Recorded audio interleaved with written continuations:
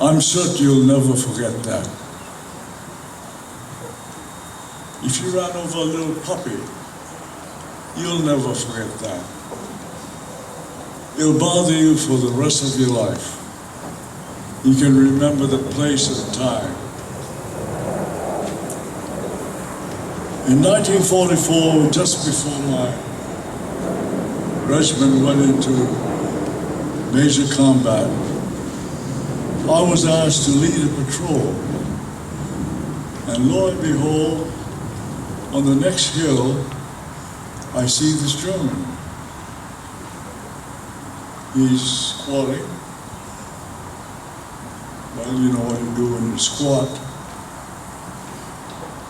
Keep in mind that I was just 18 years old.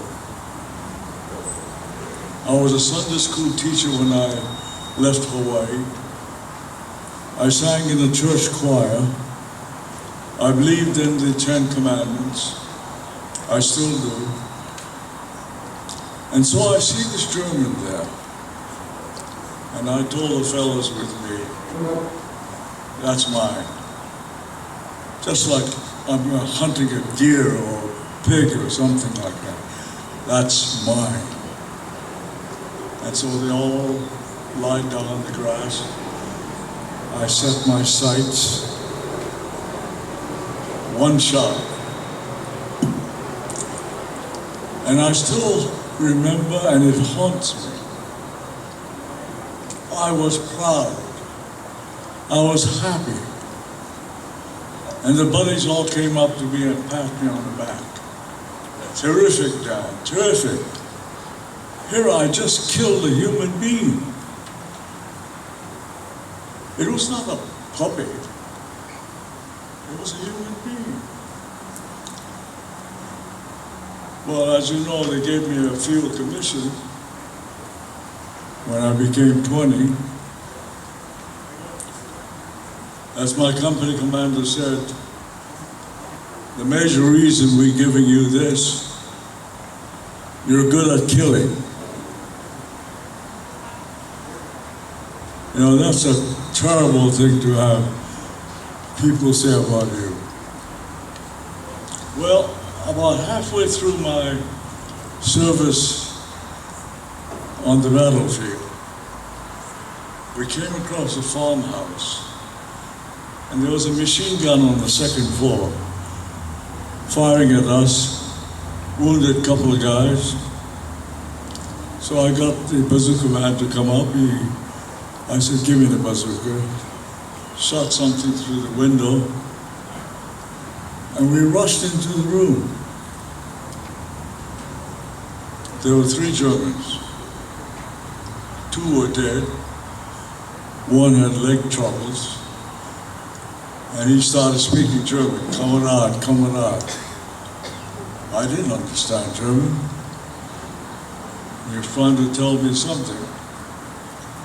Then all of a sudden he stuck his hand in his jacket. Now what would you feel if someone on the other side put his hand in his jacket? I automatically felt he was going for a pistol. So I hooked up my butt, smashed his face, and his hand flew out. In his hand was a batch of photographs. His wife and kids. He wanted to tell me he was a father. At that moment, I realized that what I was shooting at and killing was either a father, a son, a cousin, uncle, a boyfriend. He was a human. That's what bothers veterans today, a lot of them. You've heard of stress disorder?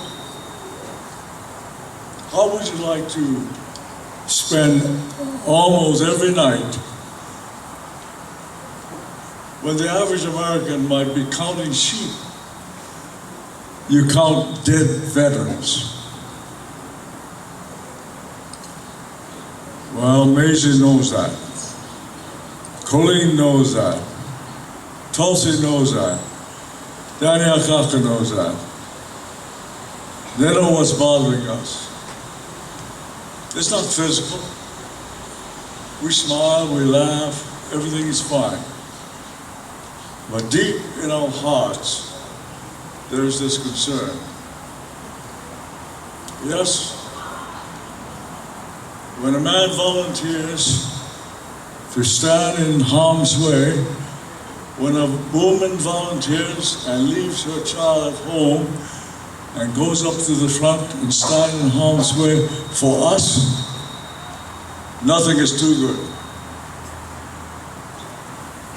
Keep in mind, today's soldiers and sailors and Marines and Coast Guardsmen, Air Forcemen, they're all volunteers.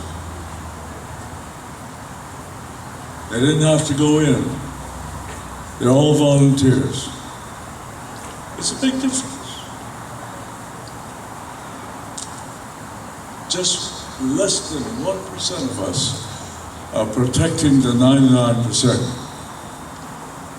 I think we owe them a lot. That's why Colleen, Maisie, Dan, they never ask questions. There's another thing I'd like to share with you. This may come as a surprise to some of you. Before we went to Iraq, before we set foot into Afghanistan, a vote was taken in the Senate. Flags were waving all over the place. It was a bill to authorize American troops to go into war in Iraq and Afghanistan. 23 of us in the Senate voted against it. We argued and we said, the Iraqis didn't bomb us. The Afghanis did not do that. Why are we going out there? Risk the lives of our people. No, they wave flags. What happened? 2 of the longest wars we have been involved in. 7,000 have died in Iraq. You know, I have a hell of a time trying to explain to them the justification for it. But that's the situation. Your Hawaii delegation, I can tell you, Dan and I voted against it. We make tough decisions. Not easy. But we always stand up for veterans. Thank you very much.